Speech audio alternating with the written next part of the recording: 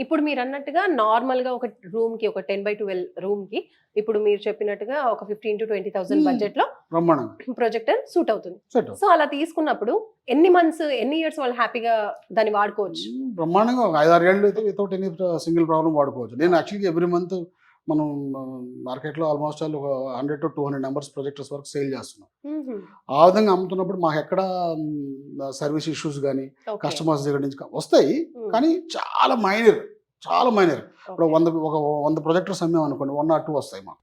1 or 2 అనేది common. Even కొత్త projectors లో కూడా 1 or 2 అనేది కామన్. అండ్ ఇప్పుడు టీవీ లాగా దీన్ని కూడా వాడుకోవచ్చు. ఇప్పుడు మామూలుగా టీవీ పెట్టుకున్నారు అనుకోండి, కంటిన్యూగా పిల్లలు లేదంటే పెద్దవాళ్ళు టీవీ సీరియల్స్ చూసుకోవడం ఇలా కొంచెం కంటిన్యూస్ గా యూజ్ చేస్తూ ఉంటారు టీవీని.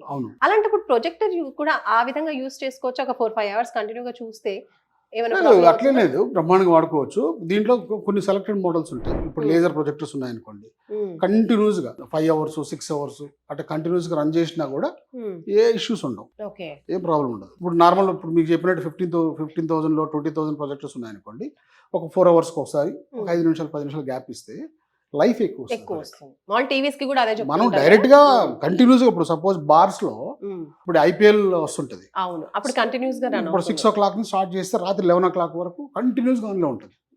అక్కడ కూడా మాకు ఎప్పుడు ప్రాబ్లం ఫేస్ చేయలేదు. అండ్ టీవీ విషయానికి వచ్చేసరికి ఇప్పుడు ఏదైనా బాల్ తగిలితే లేదంటే ఏదైనా ఇంట్లో చిన్న పార్టికల్ ఏదైనా స్ట్రాంగ్ గా తగిలిందంటే ఆ స్క్రీన్ పోయిందంటే ఇంకా టీవీ వేస్ట్ అని చెప్తూ ఉంటారు. మరి ప్రొజెక్టర్ విషయంలో అలాంటి ఇబ్బందులు ఏమైనా ఉంటాయా? ప్రొజెక్టర్ అంటే జనరల్ గా అందరూ పైన సీలింగ్ పెట్టుకోరు, కొంతమంది సీలింగ్ పెట్టుకుంటారు, కొంతమంది టేబుల్ టాప్ పెట్టుకుంటారు.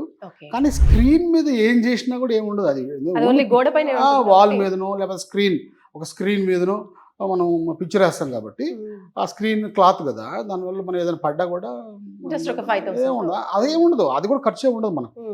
మనం ఏదైనా మరక అయినప్పుడు ఏదైనా క్లీన్ చేసుకోవడం మళ్ళీ వాడుకోవడం. కానీ వేరే టీవీ ఏంటంటే మన ప్యానల్ అంటారు దాన్ని, ఆ ప్యానల్ పగిలిపోయింది అంటే చాలా కాస్ట్ ఉంటాయి.